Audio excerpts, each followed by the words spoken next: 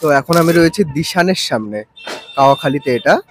তো কালকে প্রাইম মিনিস্টারের এখানে মিটিং হবে, তো মিটিং এর জন্য এখানে ব্যানার হোর্ডিং এসব লাগানো হবে, এবং ব্যানার হোর্ডিং লাগানোর জন্য এখানে দেখতে পাচ্ছ যে জায়গাটাকে খুঁড়িয়ে দিয়ে তারপর সেখানে বাঁশ পোতা হয়েছে। এই জায়গাগুলো তো সেম একই অবস্থা, এই যতগুলো এই বাঁশগুলো পোতা হয়েছে ফুটপাতের উপর।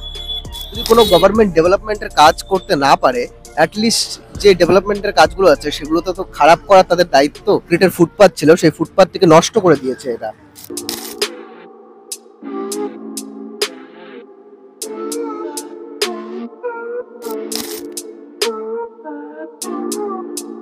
প্রাইম মিনিস্টার আসবে তার জন্য মানে পোস্টার করা হচ্ছে। হ্যাঁ, তার জন্যই পোস্টার করছি আমরা। তো আপনারা কোথায়? আপনাদের আমাদের এই কাওয়াখালী বাড়ি। আচ্ছা, আপনি এখন বুথ প্রেসিডেন্ট আছে আর কি। মানে ব্যানারের জন্য হোর্ডিং করা হয়েছে। হ্যাঁ। তো সবগুলো হোর্ডিং এর মাঝখানে মানে রাস্তার যে ফুটপাত, সেই ফুটপাতটাকে ভেঙে দিয়ে মানে সেখানে গর্ত করে তারপর সেখানে বাঁশ বসিয়ে তারপর মানে হোর্ডিং করা হচ্ছে। না না, কোনো গর্ত করা হয়নি। ভারতবর্ষের প্রধানমন্ত্রীকে দেখার জন্য তো সবাই চিন্তা ভাবনা করে, একবার দেখি। আচ্ছা, তাহলে মানে ভারতবর্ষের প্রধানমন্ত্রীর জন্য অল্প একটু রাস্তা ভাঙাই যায়। তা সেটা তো আলাদা জিনিস, এটা হ্যাঁ, তার জন্য অনেক কিছু করে।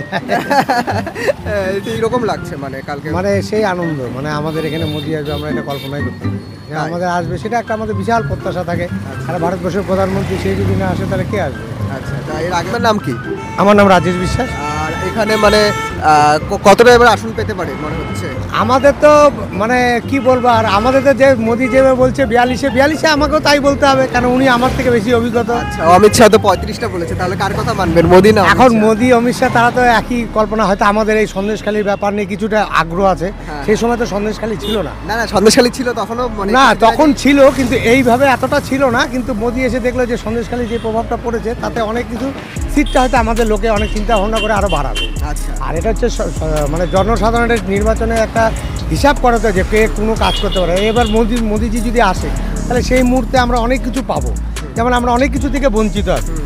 যেমন স্বাস্থ্যর ব্যাপারটা আমরা পিছিয়ে আছি, শিক্ষার জায়গাটা পিছিয়ে আছি। মানে এইসব যেটা হচ্ছে একটা আমার বাচ্চাই হোক না কেন, যার বাচ্চাই হোক না কেন, একটা শিক্ষার যে জায়গাটা পড়বে সেই জায়গাটাতে তুড়ি জায়গা হয়ে গেছে। স্বাস্থ্যের জন্য তো স্বাস্থ্য যেমন আমাদের একটা নর্থ বেঙ্গল মেডিকেল কলেজের কোনো স্বাস্থ্য পরিকাঠামো নেই, তার জন্য বড় বড় নার্সিংহোম করে রেখেছে তারা। এই সরকার সেই পয়সাগুলো তুলে নিয়ে খাচ্ছে। আপনার কি মনে হয় যে উত্তরবঙ্গে আরও মানে হাসপাতাল বেশি হওয়া দরকার? আমার মতে আমাদেরও উত্তরবঙ্গে একটা এইমসের মতন একটা বড় হসপিটাল হওয়া দরকার, যাতে মানুষ, গরিব মানুষ সেই জায়গাটায় আসতে পারে, সেই জায়গাটার জন্য সুচিকিৎসা পায়। আমরা চাই আমাদের এখানে একটা বড় কিছু হোক। আচ্ছা, আমাদের একটা খুব আশা যেখানে একটা স্টেডিয়াম হোক। আচ্ছা, আমাদের উত্তরবঙ্গে একটা ভালো স্টেডিয়ামে আমরা ক্রিকেট খেলা দেখতে পাই না। আমাদের ক্রিকেট খেলা দেখতে হলে আমাদের কিসে যেতে হয়, কি বলে, কলকাতায় যেতে হয়। আমরা চাই যে আমাদের এখানে একটা স্টেডিয়াম হোক। মোদি যে মাঠটাতে আসেন সেই মাঠটাতে যদি একটা স্টেডিয়াম হয়, আমরা তাতে খুব খুশি হব। মোদিজি আসলে পরে সেই জিনিসটা আর অতুল ভবিষ্যৎ কোনো দিন অসুবিধা হবে না। সে যে কোনো কেউ আসবে, তখন আমাদের খুব এই পরিশ্রমটা সার্থক হবে। আচ্ছা।